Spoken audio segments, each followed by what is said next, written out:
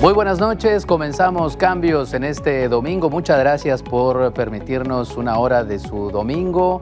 Hoy vamos a platicar de varios temas. El primero de ellos es el que fue anunciado esta semana y ha causado molestia en la mayoría de las personas, y cómo no. El intento, en algunos casos ya incluso consolidado, por subir los prediales en varios municipios metropolitanos. Aquí, en este escritorio de Cambios, hace unas cuantas semanas algunos alcaldes nos dijeron que definitivamente no pensaban subir de nuevo el predial. Hace un año subieron varios de ellos con mucha crítica de por medio, pero lo hicieron, y otros vuelven a hacerlo un año después. Tienen sus razones, tienen sus argumentos, pero el bolsillo de la gente no comprende de esas cosas y de conceptos económicos o de administración. En un año difícil, subir los prediales por segunda vez no suena bien y no suena a buena función pública. De eso vamos a hablar. También tendremos otras situaciones también sobre la economía familiar y una entrevista realizada por mi compañero Manuel González a Héctor de Mauleón, periodista, escritor, gente polémica, y también con una obra que acaba de presentar en la Feria Internacional del Libro en Monterrey. Sin más preámbulos, comenzamos con las frases de la semana.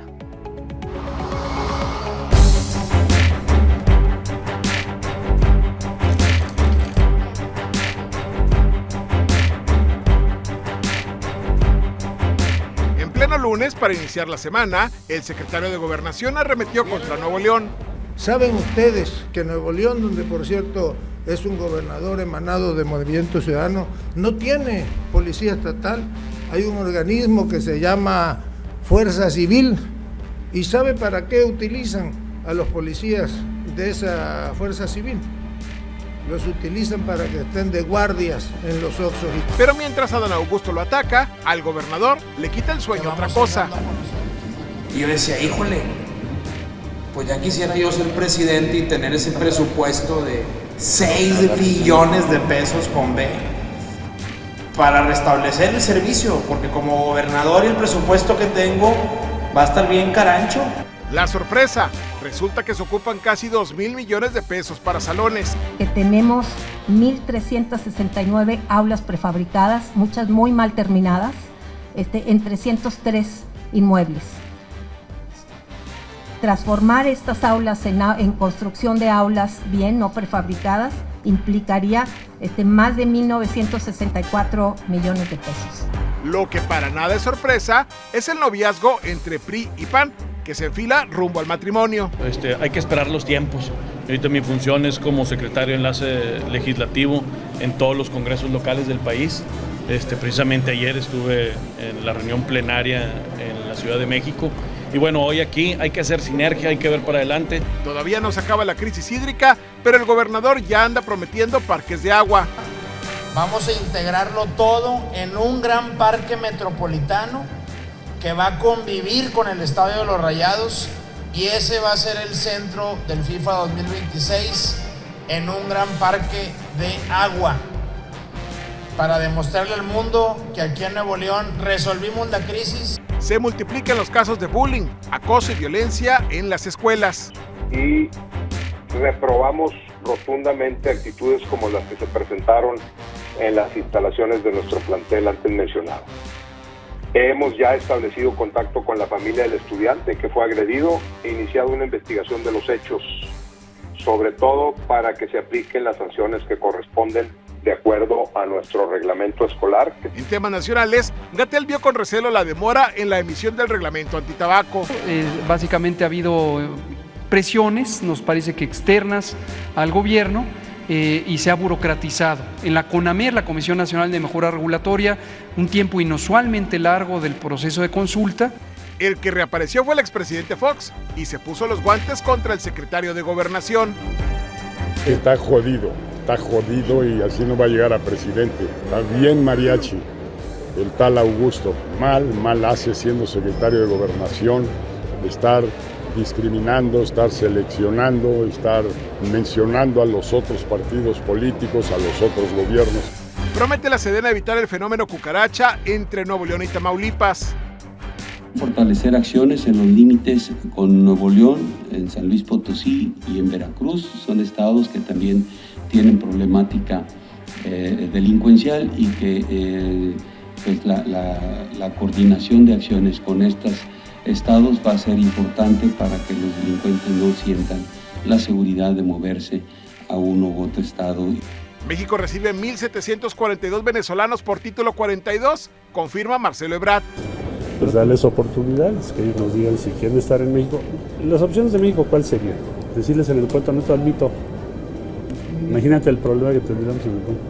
Y 2, repatriarlos tampoco, solo aquellos que quieran. Y para cerrar, el presidente lamenta no ir al concierto de Serrat. Si no fuera porque tengo que ir a la montaña de Guerrero, estaría en su concierto, en el Zócalo. Los que se van a quedar aquí, no desaprovechen. Se quedará con las ganas de cantar La Paloma. Para Cambios, Luis García.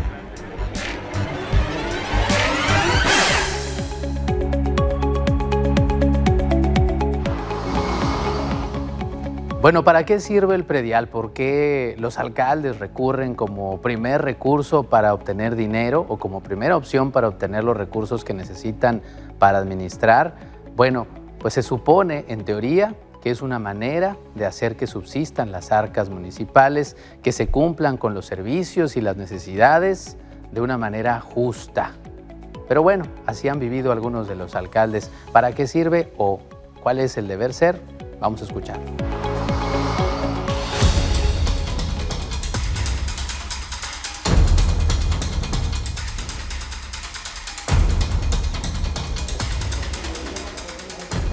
Se trata de la principal fuente de recaudación de recursos para los municipios, el cual, de acuerdo con los ayuntamientos, se destina para temas de seguridad, mantenimiento de espacios públicos, servicios de salud, entre otros temas.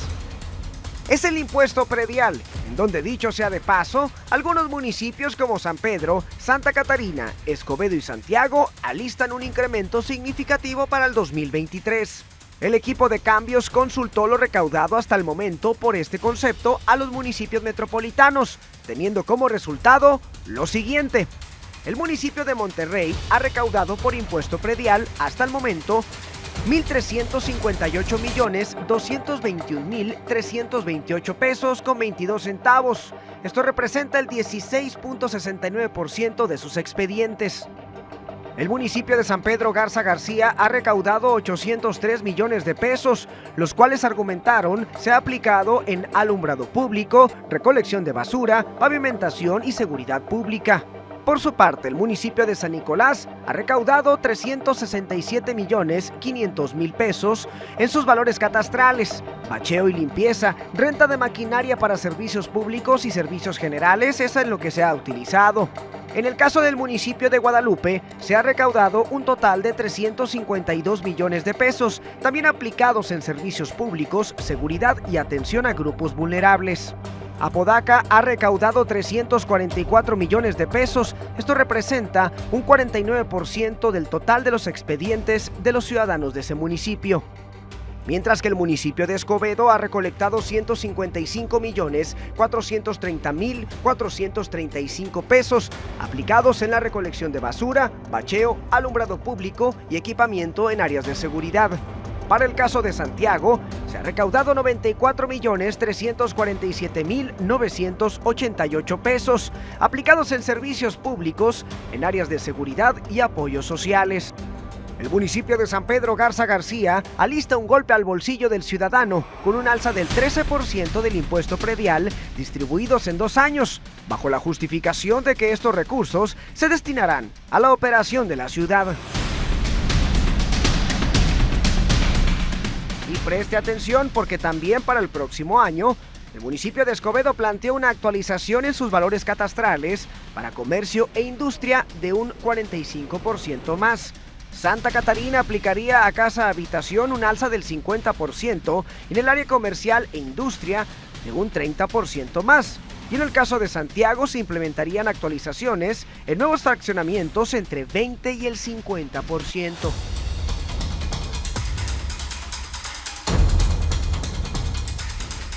Aunque la información también se solicitó a los municipios de Santa Catarina y Escobedo, esta no fue proporcionada.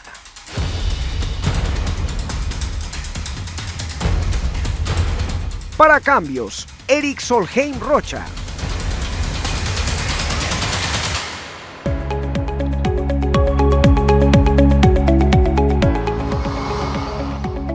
Bueno, ya escuchamos, ya vimos y vimos los números también que nos dicen, en teoría, a dónde se va el dinero de los prediales. Creíamos el año pasado que había conciencia social y conciencia de las autoridades de que venimos de años difíciles.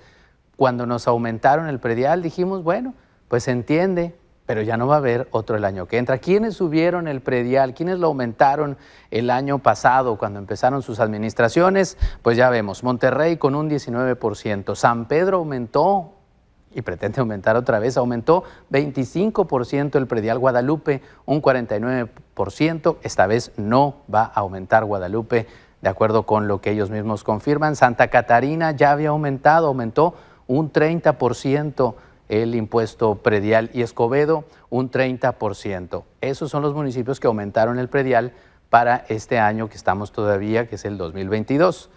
Apodaca tuvo una actualización en 6 predios comerciales. Santiago subió 30% en predios rústicos, una categoría que existe allá en la región citrícola y en ese pueblo mágico. San Nicolás aumentó del 5 al 7% en predios habitacionales, del 7 al 19% en predios comerciales. Eso es lo que aumentó el área metropolitana el año pasado. Pesquería, 40%, Lampazos hasta un 80%, y el Carmen, Nuevo León, el Carmen aquí muy cerca también, y con todos los problemas y situaciones polémicas de los alcaldes, también se aventó un aumento del 100%.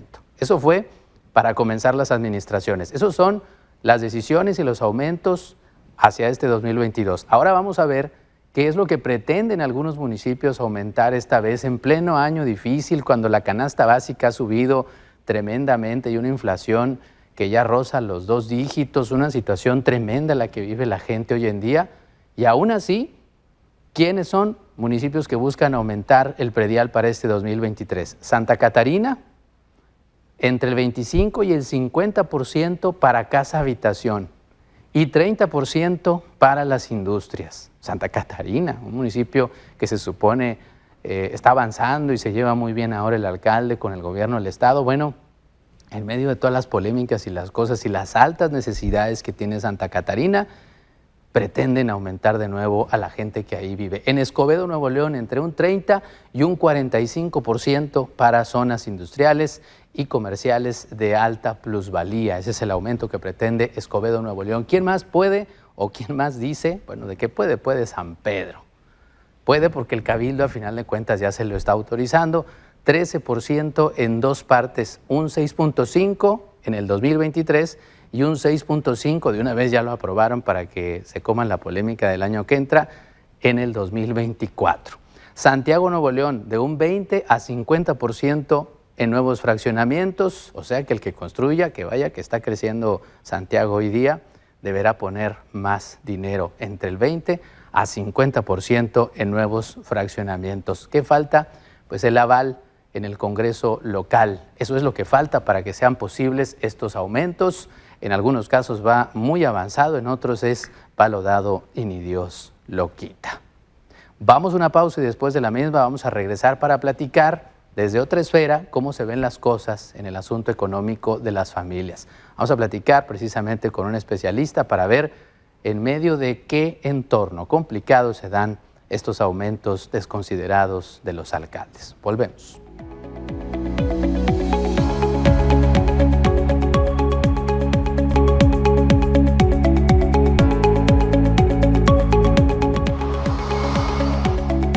Platicábamos hace unos minutos sobre el impacto que va a tener en el bolsillo de la gente el aumento de los prediales, y por eso decidimos conversar con Joana Chapa actualmente, y le saludamos con esa felicitación de antemano, la directora de la Facultad de Economía de la Universidad Autónoma de Nuevo León. Primero, enhorabuena y muy buenas noches.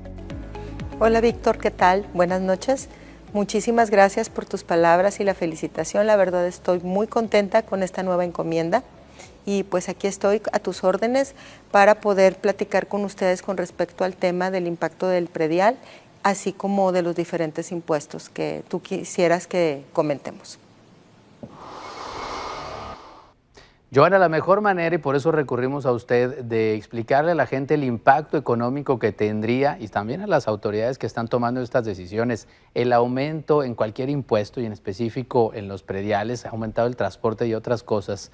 Acudimos a usted, Johanna, ¿cuál ha sido, digamos, el impacto económico que ha tenido la familia, la clase, en particular la clase media y otras también impactadas por este año económico difícil?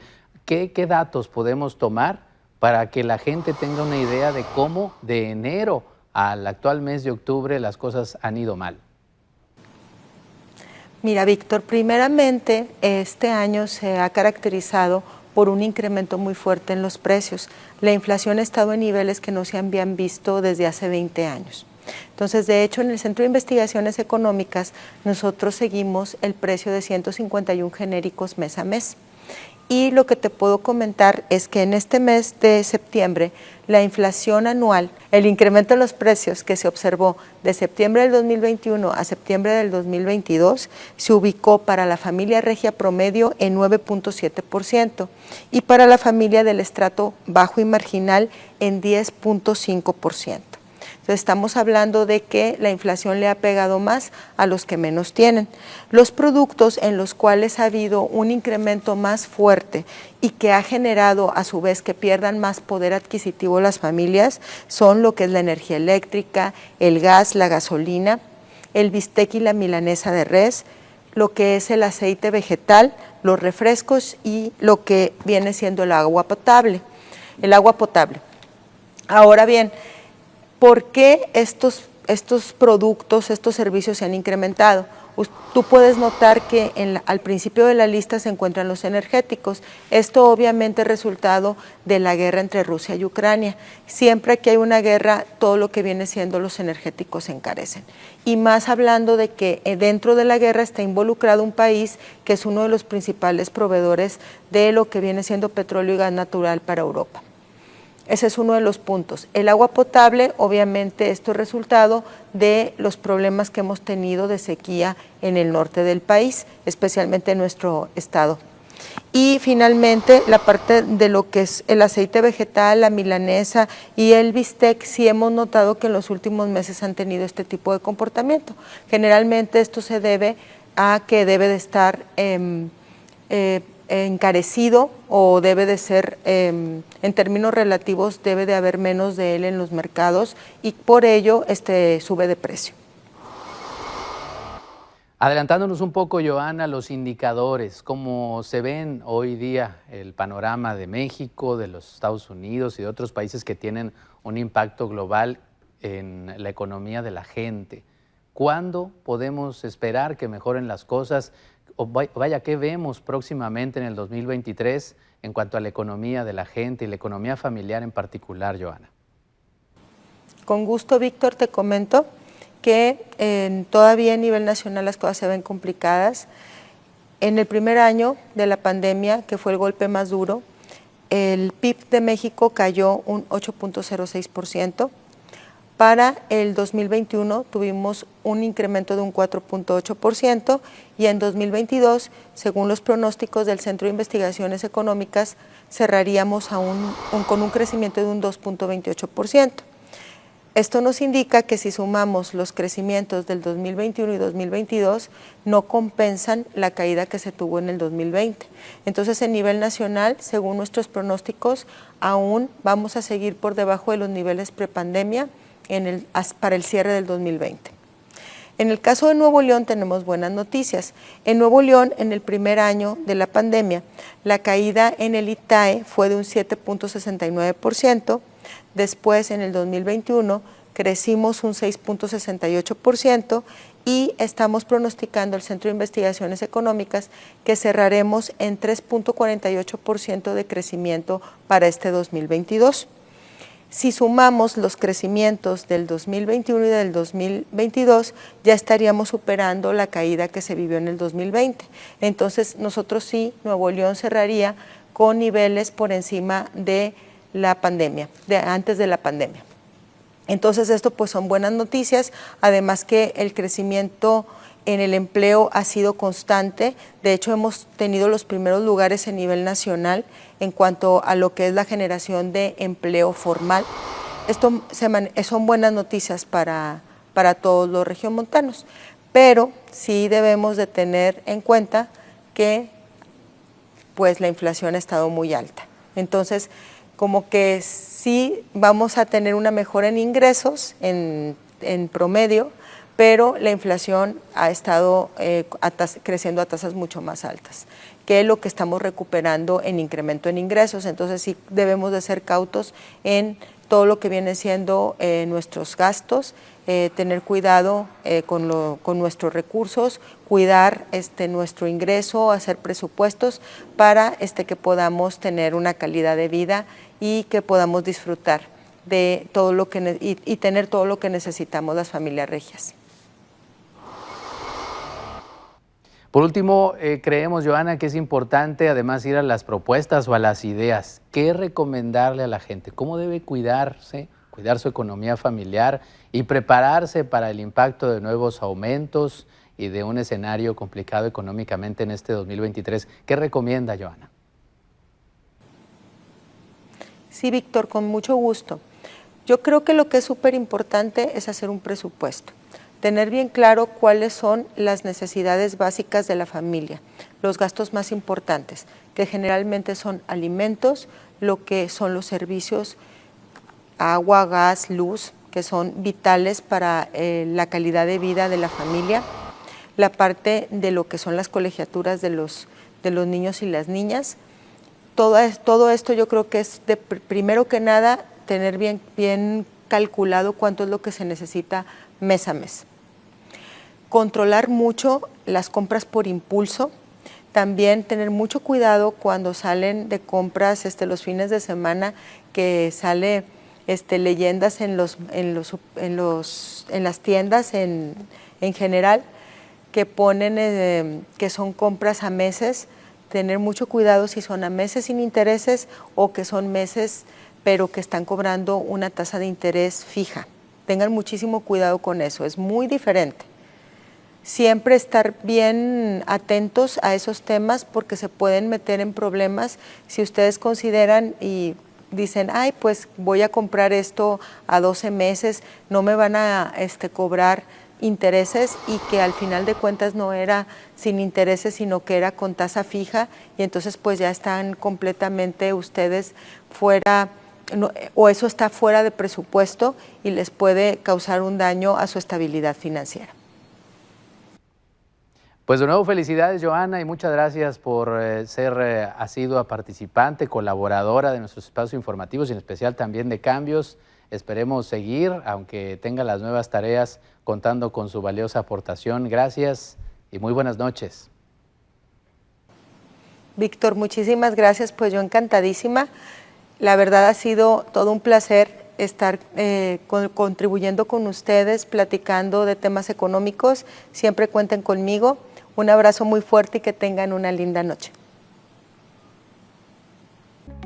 Después de la pausa vamos a presentarle esta charla que tuvo con mi compañero Manuel González. Héctor de Mauleón, periodista, escritor, le habló de su obra, le habló del periodismo actual y le habló de la situación del país, cómo lo ve, cuál es su óptica y también su crítica. Regresamos con esta entrevista aquí en Cambios.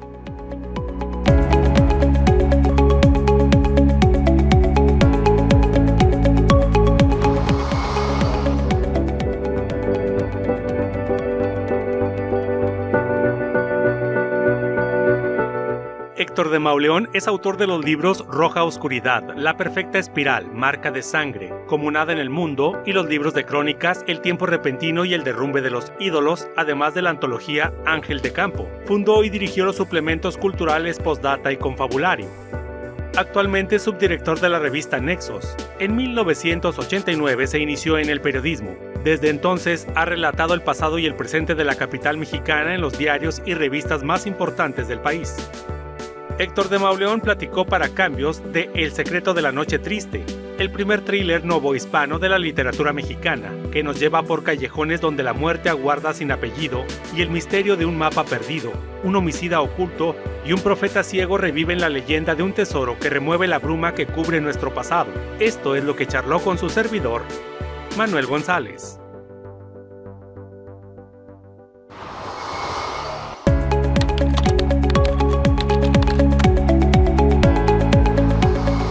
Es algo que efectivamente ocurrió en la Ciudad de México. La Ciudad de México sufrió una serie de inundaciones tremendas. La peor fue la de 1629, que la dejó hundida bajo el agua 5 años y tuvo que ser evacuada durante esos 5 años. Es algo que me parece muy inquietante. Pero unos años antes, hacia 1601 o 1602, ocurrió una inundación que fue letal. La Ciudad de México está levantada sobre el mito de un tesoro perdido. El tesoro que los españoles perdieron en la Noche Triste durante la huida y que nunca volvieron a encontrar. Cuando cayó Tenochtitlan, lo primero que hicieron al día siguiente fue comenzar a buscar dónde estaba el oro y las barras que se habían llevado dentro de las armaduras durante la huida por la calzada México-Tacuba. Y ese tesoro no apareció. De manera que esa ciudad se levanta sobre el mito de un tesoro perdido. Y cada que hay una inundación, se revuelven las aguas y aparece una figurita de oro, aparece un dije, aparece algo que hace que la gente diga, puede ser que ese tesoro perdido está aquí. Ese tesoro lo buscaron durante años. De hecho, cuando murió la generación de conquistadores y llegaron los hijos de los conquistadores, el hijo de Hernán Cortés vino a reclamar la fortuna de su padre, la gente pensó que había venido a buscar el tesoro que su padre había escondido, porque ese tesoro nunca apareció. De hecho, en el siglo XX, cuando terminaron de secar el lago de Texcoco, la versión popular era que lo habían secado para ver si ahí encontraban el tesoro. Entonces, el mito del tesoro atraviesa toda la vida de la ciudad y lo trae otra vez a la realidad, una inundación en la que aparecen unos cuantos dijes, algunas prendas de eso que ellos estaban buscando.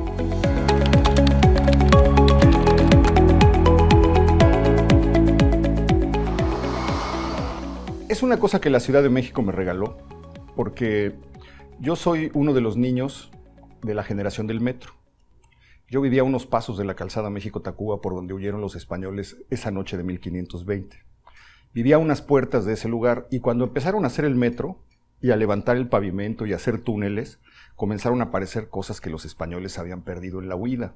Entonces mi infancia está poblada de relatos familiares y de relatos de la ciudad y de cosas que hoy sé que están en los periódicos sobre una barra de oro que apareció, sobre una armadura, sobre una lanza, sobre objetos que iban apareciendo a medida que la excavación avanzaba. Y esto fue poblando de alguna manera mis sueños infantiles, el imaginario de un niño que nunca volvió a mirar la ciudad del mismo modo, porque crecí sabiendo que donde pisabas, debajo podía haber algo enterrado que llevaba 400 años. Y esa idea la anduve arrastrando durante mucho tiempo, comprando libros antiguos, leyendo los estudios cortesianos de José Luis Martínez, donde viene el juicio de residencia que le hacen a Cortés, y uno de los capítulos secretos de ese juicio es para preguntarle dónde quedó el tesoro. El hecho de que venga el hijo 30 años después y la gente diga, vino por el tesoro, y cómo esa generación de criollos acaba siendo ejecutada, encarcelada, desterrada, pero siempre subyacía la idea del tesoro perdido. Entonces fui recopilando crónicas, libros, pedacitos de relatos sobre la Noche Triste y sobre lo que iba pasando después. Conocí a un arqueólogo que le tocó encontrar el tejo de oro famoso que apareció en la Alameda y que acabó él casi detenido, porque cuando encontró el tejo de oro y lo reportó, llegó la judicial a decirle, ¿dónde está lo demás? ¿Por qué nada más es una barra? Etcétera. Entonces es una historia cíclica en la vida de la Ciudad de México que yo me fui encontrando a lo largo del tiempo y que me fascinó siempre. Entonces, digamos, no te diría, porque sería como muy soberbio decir que es un libro que fui haciendo a lo largo de mi vida, pero es un libro, es una noción, una idea que me acompañó durante mucho tiempo y que de repente dije, bueno, a lo mejor con todo esto que he leído y con todo esto que he juntado, puedo hacer un divertimento sobre qué pudo haber pasado con el tesoro perdido.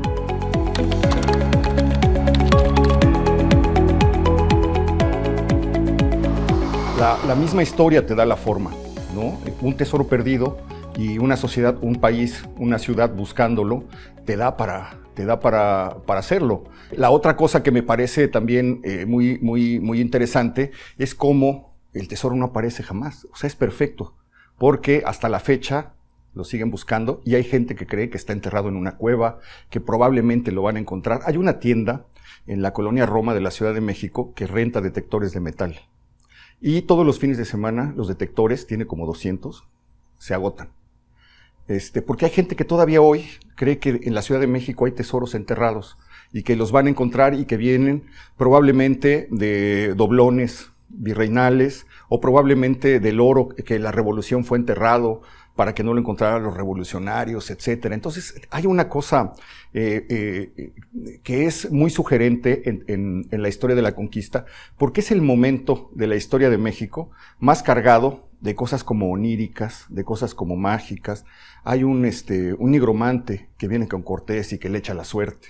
Y él se echa la suerte y le dice, el libro en el que él consulta el futuro, si no se van hoy, los van a matar a todos. Y él llega llorando con Cortés y le dice, el libro me acaba de decir esto, nos tenemos que ir hoy.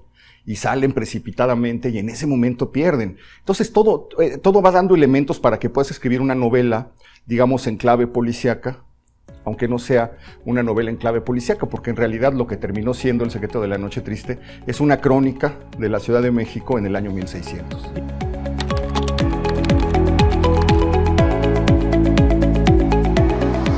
Es muy perturbador, como te decía, en 1629 ocurrió una inundación y toda la ciudad anterior desapareció. No quedan vestigios de la primera Ciudad de México, desde la conquista, desde el siglo XVI hasta el siglo siguiente, todo eso lo tuvieron que demoler y levantar una nueva ciudad. Entonces, eso lo vuelve aún más perturbador, ¿no? Hay una ciudad perdida, hay una ciudad borrada, desde la cual llega de manera muy remota el mito de un tesoro. Creo que tienes todos los elementos para hacer una novela en la que un joven descubre por accidente unas claves que pueden llevarlo a encontrar el tesoro y encuentra a un personaje que efectivamente existió, el poeta Arias de Villalobos, que había escrito sobre la noche triste y tenía la obsesión también de la noche triste ya desde 1600.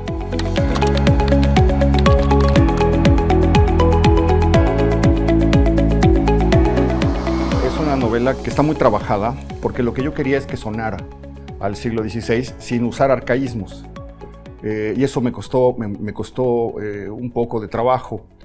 Y luego me ayudó mucho a encontrar una crónica de un cronista olvidado que se llama Juan Suárez de Peralta. Este cronista del siglo XVI le tocó ver la ejecución de los hijos de los conquistadores en el Zócalo de la ciudad porque se metieron en una conspiración. Y la manera en la que él narra la ejecución, la conspiración, la manera en la que los descubren, cómo unos son ejecutados y otros desterrados y otros encarcelados, era a partir de capítulos muy breves. Iba haciendo como capítulos de 1 cuartilla y media, y luego ponía un subtítulo y luego contaba otra parte. Y esa forma de narrar me fascinó en un autor del siglo XVI. Y pensé reproducirla, hacer capítulos brevísimos, que fueran como a partir de pinceladas contando esta historia. Fue lo que me propuse, y me propuse también que sonara, como que el personaje que está hablando efectivamente viniera esa voz del año 1600.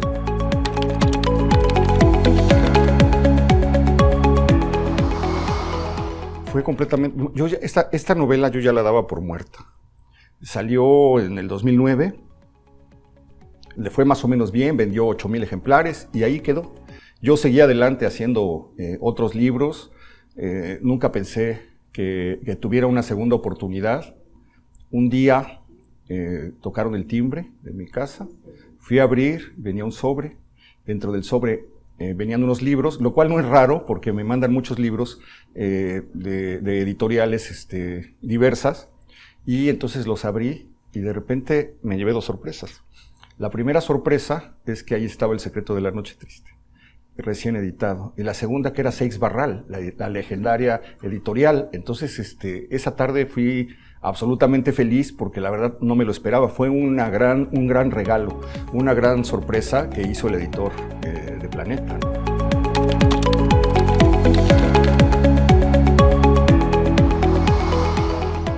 No estoy de acuerdo con con la manipulación histórica que está haciendo la 4T para justificarse como nosotros existimos, porque somos la continuación de una gesta. No estoy de acuerdo que le hayan cambiado el nombre a la calle Puente de Alvarado, porque el primer nombre que los conquistadores impusieron a una calle fue el Puente de Alvarado.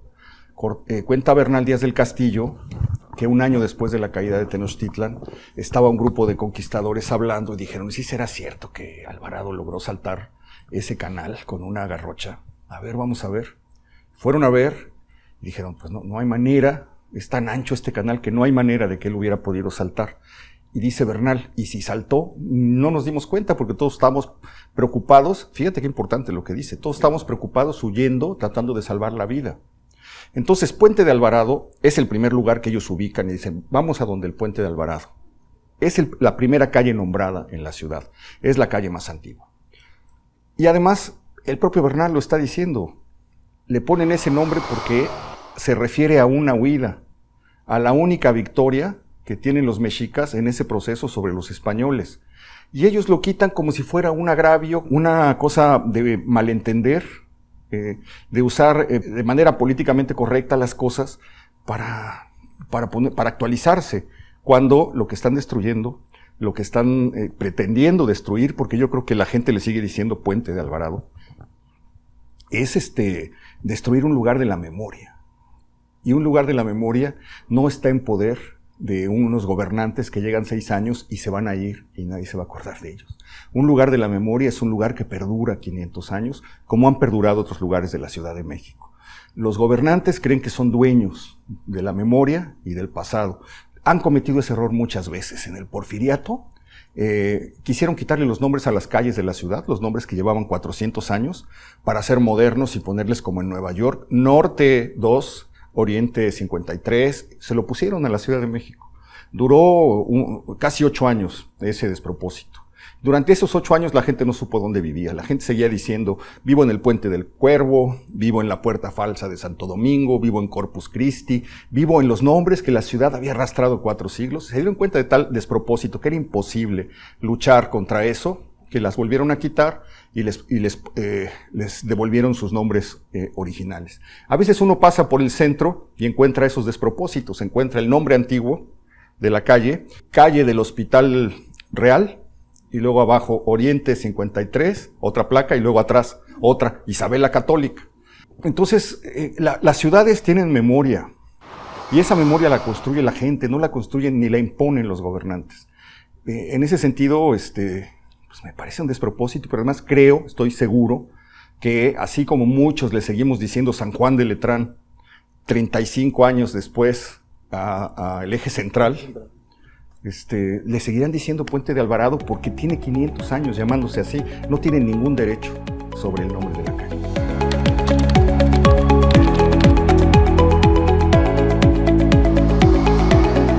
Vengo de la crónica, yo empecé haciendo libros de crónica sobre la Ciudad de México antes de empezar a hacer una columna. Yo empecé a hacer la columna cuando ya comenzaba el sexenio de Peña Nieto. Yo no tenía una columna, ni tenía redes sociales, ni tenía esta manera de estar externando una opinión y ser visible. Yo venía de la crónica, pero yo de repente me di cuenta, y me di cuenta antes incluso de tener la columna, que la obligación del cronista no era solamente estar contando la Nueva España, o estar contando el siglo XIX. La obligación de un cronista debía ser comprometido, debía ser también contar las horas negras que estábamos viviendo, las horas de sangre que estaban sacudiendo al país. Entonces, yo no lo veo como una cosa opuesta, lo veo como una extensión de una forma de hacer crónica. Como puedo reseñar el último día de Tenochtitlan, o el primer día de los españoles en Tenochtitlan, puedo escribir sobre la masacre de San Miguel Totolapan, o de San José de Gracia, o sobre la expansión del Cártel del Noreste, o de la Unión Tepito en la Ciudad de México. Son formas de dejar un registro de la vida diaria. Cuando yo visito mucho las hemerotecas, ahora menos, pero yo fui un visitante asiduo de las hemerotecas porque me gustaba leer periódicos antiguos. Y me desesperaba mucho no encontrar, por ejemplo, al consultar periódicos del tiempo de la Revolución, una crónica de cómo vivió la gente la Revolución. Cuando entraban las tropas a la Ciudad de México, la gente que sabíamos que entró Villa y se fue Zapata y pero salvo algunos libros sobre como el de Ramírez Plancarte o algunos testimonios, era muy difícil saber cómo había vivido la gente. Y yo me daba mucha frustración. Por eso pensé, a lo mejor dentro de unos años, cuando la gente vaya al periódico, se preguntará cómo vivieron este horror de descuartizados, descabezados, balaceras, masacres, extorsiones, etcétera. A lo mejor vale la pena dejar un testimonio, un registro. Hay muchos, ¿no? Porque hay mucha gente que está haciendo eso. Pero yo lo pensé como una continuación de mi trabajo como cronista, y ahorita mi columna cumplió 8 años, que son los que llevo haciendo ya sistemáticamente este registro. No lo veo tan ajeno. Claro, cuando me meto a estudiar el virreinato, es un placer. Sí. Cuando hago una crónica del siglo XIX o de algún momento del siglo XX, lo veo con gozo, ¿no? Porque es algo que no me toca tan de cerca. Cuando hago esto, es doloroso, a veces no puedo ni dormir de lo que vi, de lo que conté, y aparte a mucha gente no le gusta que lo cuente, mucha gente quisiera que no lo dijera, y entonces se te dejan ir.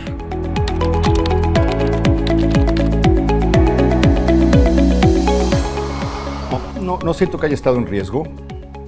He tenido amenazas. Hubo una persona que fue a prisión por una denuncia, que perdieron un edificio donde era una bodega de droga. Fue un golpe serio para un grupo que perdió dinero y perdió protección. Esa persona ya está por salir, por cierto, de la cárcel. Pero yo no siento que mi vida haya estado en riesgo. Sé que no le gusta a mucha gente lo que hago, a veces por razones políticas, a veces por razones ideológicas, etcétera. Por lo tanto, tratan de amedrentarme, me tratan de que me calle por medio de bots, por medio de troles, etcétera. No me he callado, no me voy a callar, voy a seguir diciendo lo que pienso y voy a seguir escribiendo lo que encuentre. Eso lo voy a seguir haciendo.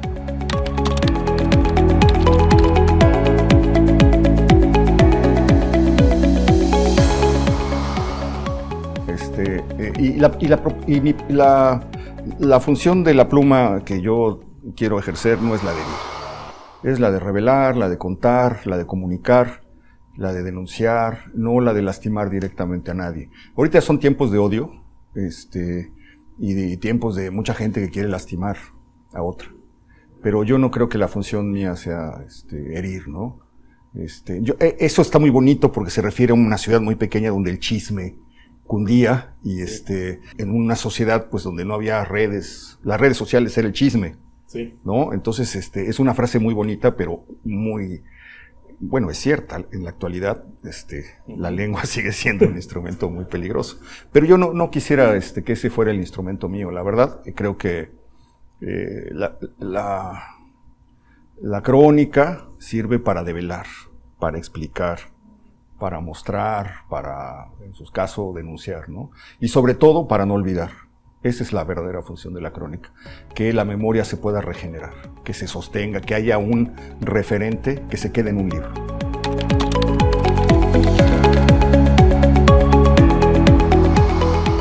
Yo les recomendaría que siempre tuvieran un libro en la mano, que siempre estuvieran leyendo, no importa de qué materia, no importa de qué tema, una novela, un libro de ensayos, un libro de cuentos, un libro de poemas, que siempre estuvieran leyendo, porque las verdaderas armas del periodista, se las comunica la literatura. Los recursos narrativos, los recursos literarios, te hacen un periodista, hacen que pueda ser un periodista que no sea del montón. Los grandes periodistas, los periodistas que yo he admirado, siempre fueron grandes lectores. Entonces yo les recomendaría que tuvieran siempre un libro en la mano, que lo abrieran, que leyeran constantemente, porque de ese modo aprendemos a escribir, aprendemos a cómo decir las cosas, nos da una perspectiva, nos da un bagaje cultural, nos permite entender mejor dónde estamos parados. Para mí ese sería o ha sido en mi caso, la enseñanza mayor. Lo que me han dejado las voces de gentes que ya se murieron y que nos siguen hablando a través de los libros. Héctor, te agradezco muchísimo este tiempo. Y una disculpa por estar sudido. Es esta ciudad que recibe a todos así. No, es que me vine corriendo desde la presentación y luego con las luces. Una disculpa. Héctor, muchísimas gracias. Muchas gracias.